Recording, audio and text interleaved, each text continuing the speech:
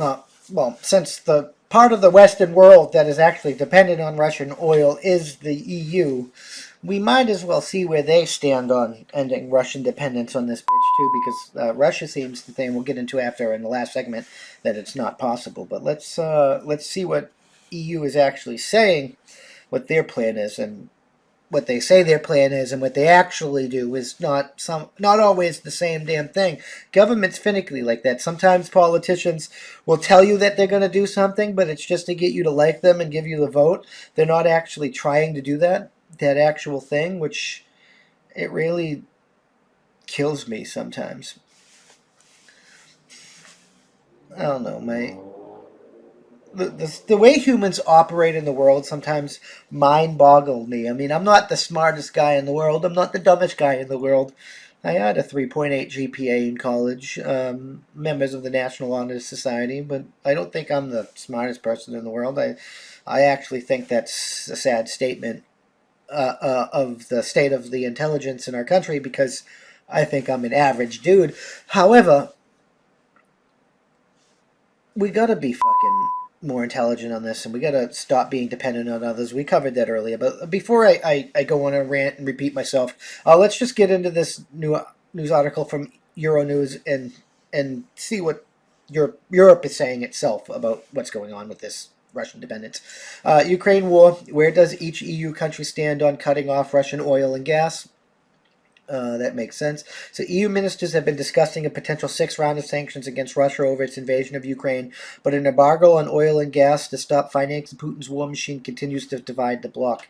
I mean, can you can you tell your people that they might have to stop paying for gas, or they might have to like heat their home some other way, or they might have to like find alternative forms of energy, and power might go off periodically and stuff to support another country. I mean, if are we there yet? I mean, we did stuff like that in World War Three. I mean, World War Two. So I mean, if we really are in World War Three, like we were talking about yesterday, that may be the course forward.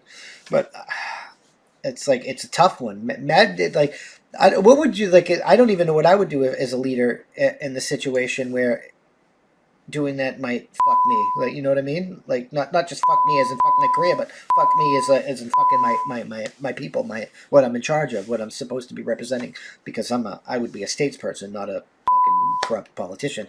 But I digress. The European Union has paid 35 billion for Russian energy since the start of the war. The EU's top diplomat Josep Borrell has said in 2021 the EU imported roughly 40% of its gas and 25% of its oil from Russia. There are plans for a total ban, but Russian coal imports put only from August, and their value is far more inferior to those for oil and gas. Ukraine's President Zelensky has urged the European Union to impose sanctions on Russian oil and to set a deadline for ending gas imports from the country. Within the bloc, Germany, Italy, Austria, and Hungary in particular are very dependent on Russian gas. I mean, they've been trying to like end that for a while now, and harken on ending and pushing wind and other things and experimenting Europe has. But is it even possible? Like you're not even discussing an actual plan for it right yet. I mean, let's just get back into this, see if they actually continue in actually discussing a plan, because this just seems like people like introducing it. So 17 countries have responded to an offer from European Commission to provide technical expertise in helping them phase out their reliance on Russian fossil fuels. Austria has ruled out sanctions on imports of oil and gas from Russia. So Austria is like, we can't fucking do it. Like, it's not happening. Not happening at all. If the sanctions hit yourself more than another one, I think that's not the right way to go. Finance Minister Magnus Brunner said on April. Chancellor Karl Nedmer, who met Vladimir Putin in Moscow on April 11th, said he expects more EU sanctions against Russia, but he defended his country's opposition to cutting off gas deliveries. As long as people are dying, every sanction is very insufficient, he said.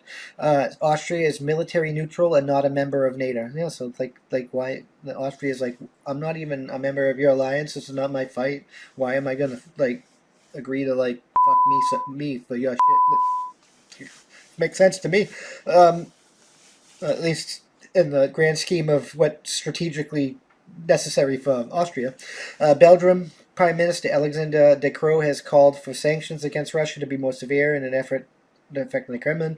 He has heightened the need for energy transformation and the dependence on Russian fossil fuels has stopped short calling for an embargo. We are not at war with ourselves, De Croo said at a summit in Brussels on 25 March. Sanctions must always have a much bigger impact on the Russian side than on ours. Belgium's finance minister Vincent van Petegem said on the 4th of April his country is unopposed to targeted actions against Russian oil and coal. So Belgium is like, go ahead and do it.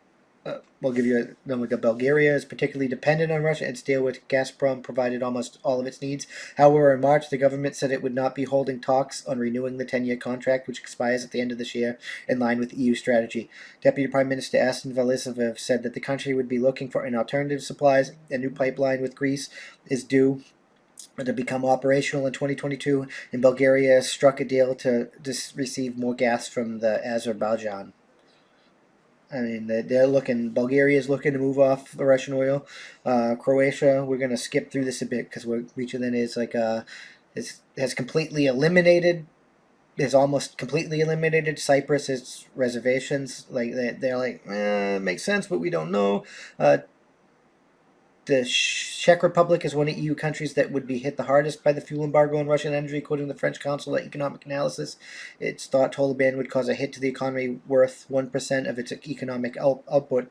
The government said it is making contingency plans for all scenarios, including when we're supply. So like they're like, we're just gonna try and figure out how to weather the storm because you're about to fuck us in the ass. We're not gonna continue in that. But you see, like, there's a bunch of states in there, and they all have their own people. They all have their own governments and their own needs, and it's not going to be as simple as just ending Russian dependence. They might not even be able to do it. I it's a tough call, man. This is how Hunger Games interconnected we created this world to be. Just to fucking force a world system. And it's a world system that can't even be fucking sustained. And now we're all feeling the fucking pain. We're all getting fucked in the ass for it. And it needs to fucking end. I'm just fucking saying. Thank you for checking out this clip of my Thought of the Day podcast. You can catch this podcast every Tuesday through Friday at that'sonpoint.info by 5 p.m. Eastern Standard Time, because that's how winning is done. New clips go out daily, and we can't do this without you. So we appreciate your support. With that being said, consider joining for $5 a month. And you get early access to the uncensored version of this, early access to our weekly That's On Point podcast, and access to exclusive content only for members. All the money that we receive is going to go funnel back into this to hire more journalists and do more things for you guys, because that's how winning is done. It really is.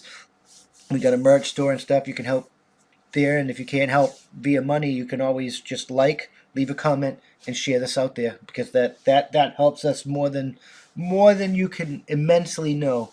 That's the best way to help. Just leave a comment, and share. And if you're listening to us, leave a review. Leave a good review. Help us boost us in the podcast ratings and get us up there, because that's how winning is done. We'll see you in the next one. Peace.